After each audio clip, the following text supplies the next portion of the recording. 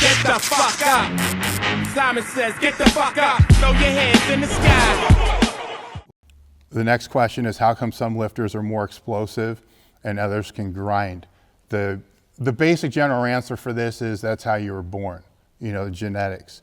But you can develop explosive strength during a certain period of your life. I don't have, you know, the books in front of me, but Bompa's got a book, Children in Sports Training, I believe, or I may be getting that confused with Durback, I believe. But there's a couple really good books on children and development, and explosive strength is developed during younger ages and optimally developed during younger ages. I don't want to say it can't be developed during older ages, but it can, but nowhere near at the same rate.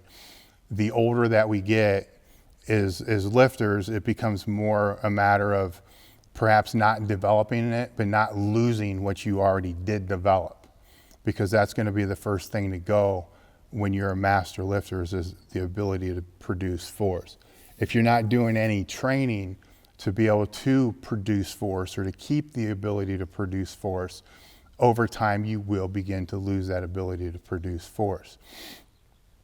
I always like to explain it kind of as a continuum. You have, you know, one side of the spectrum where you have the person who isn't very explosive at all, but everything's just really slow and they grind.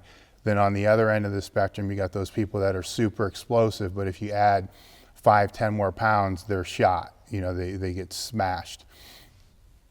Those very two extremes are really rare to find. Usually everybody falls somewhere on the spectrum. So that actually is one of the reasons why I think it's important that you do have dynamic effort training and max effort training within any program that you're doing. That doesn't mean that it needs to be a conjugate program. You can use block training and even linear periodization to be able to incorporate these two methods of training. You know, so they're going to be incorporated in different ways.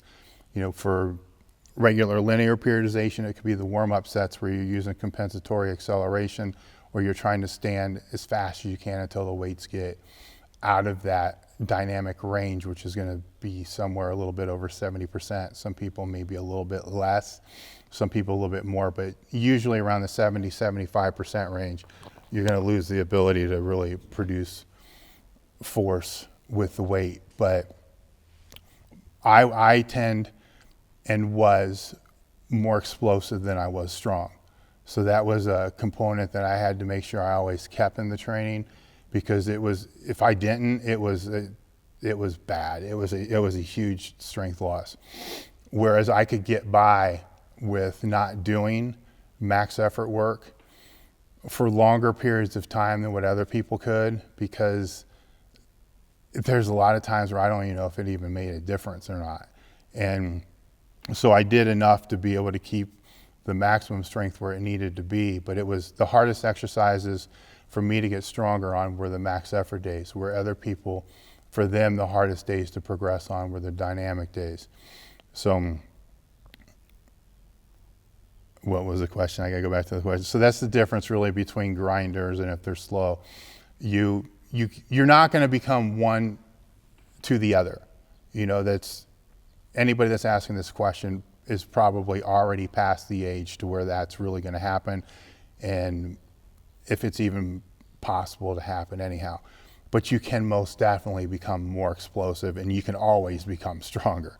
So those two things can play into it. But if you have aspirations because you're watching somebody who is very explosive, like a Vogelpohl, and say, man, I want to squat like he does, and think that every lift that you're going to do, you're going to, you know, explode out of the hole like he does, but your squat actually moves more at a tempo of, say, Ed Cohn, you're not going to be. You know, you're not going to be.